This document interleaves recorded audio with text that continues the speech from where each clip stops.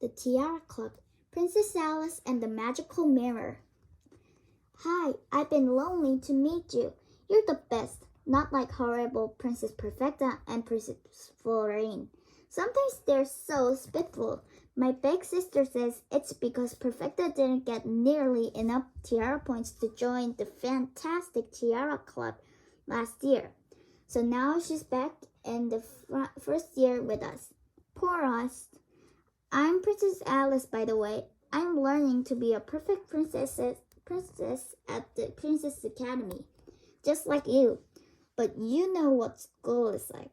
Hard work. It wasn't for Charlotte, Katie, Emily, Daisy, and Sophia. I think I'd collapse. And I don't know about you, but I just can't be good all the time. Chapter 1. Have you ever been to a garden party? We have one every term here at the Princess Academy, and they are such fun. At least that's what my big sis says. She says everyone dresses up in their very best dresses and tiaras, and the huge orchestra arrives to play dance music, and the fountains splash sparkling lemonade. There are flowers just everywhere, and our relations are invited to come and see just how perfect we are.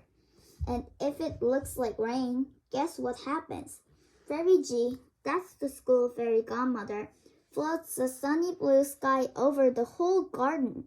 Isn't that just so amazing? There's another fantastic thing about the garden party. It's the one and only time when Fairy G brings out the Princess Academy magical mirror, and it really is magical.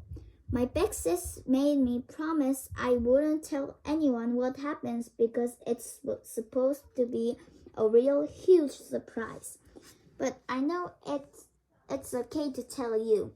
This, shh, don't tell anyone, is what happens. On a garden party day, every princess in the Princess Academy puts on one of her special dresses, does her hair, and puts on her tiara. Then each princess is invited into Fairy G's private study to courtesy to her reflection. And guess what? The magical mirror looks right back and decides how much of a perfect princess you are. And it gives you tiara points. And it can give you up to 300. But my big sister says nobody has ever got that many. So you can see why I was counting every single minute until the garden party day. But of course, there was a bad side to it as well. Suddenly, we had dozens of extra classes in courtesying to the floor and walking gracefully in long skirts and dancing. Oh, we had to learn hundreds of new dances. It seemed as if we never had even half a second to have any fun. But we did our best, and at last there was only one day to go. Our dresses were already hanging up on the rail in our dormitory. My dress was so dreamily. It was totally gorgeous pale pink satin, scattered with the sweetest little pink and white daisies. And it had layers and layers of silk petticoats, so it rustled beautifully as I walked. Our tiaras were sparkling on the dark blue velvet cushions on our bedside chairs. We were wildly excited until everything went so wrong. On the Thursday morning, we had our final test in descending the staircase as if floating on air. And all 6 of us failed miserably, especially me. Queen Mother Matilda, she's the school visiting expert in antique posture, posy, and appointment, got really cross and ordered us to practice every spare moment we had. If you don't improve dramatically by tomorrow evening, she snapped, you will be spent the day of all of the garden party in your dormitory. And then she glared at us and swept away. We did as we were told, but we didn't seem to get any better. By Friday tea time, I was so worried. What if Queen Mom Maddie said we couldn't go to the garden party?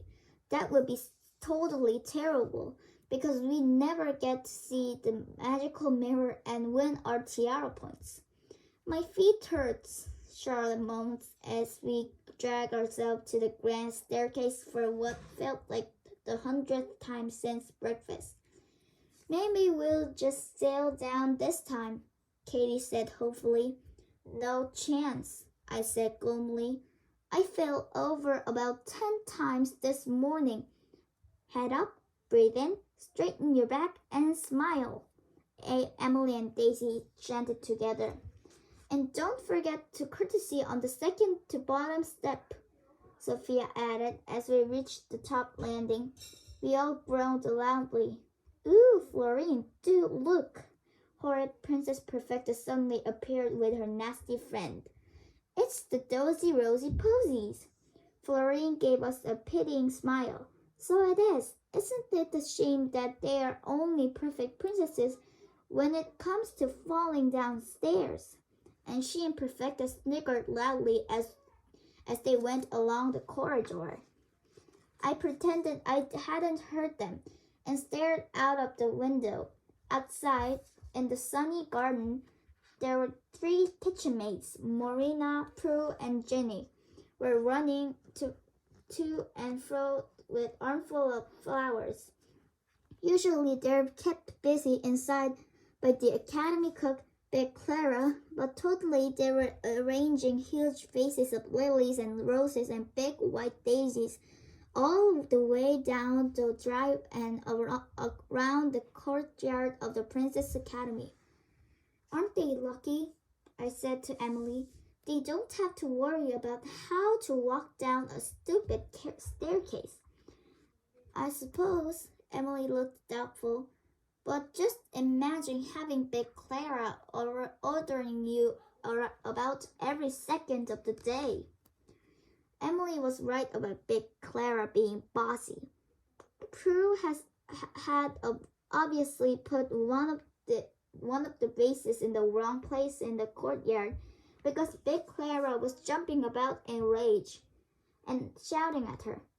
I could see Prue was trying not to cry as she picked up the vase, and it must have been really heavy because she went bright red as she struggled with it. And then she just happened to looked up at the window, and she saw me looking, and she tried so hard to smile at me.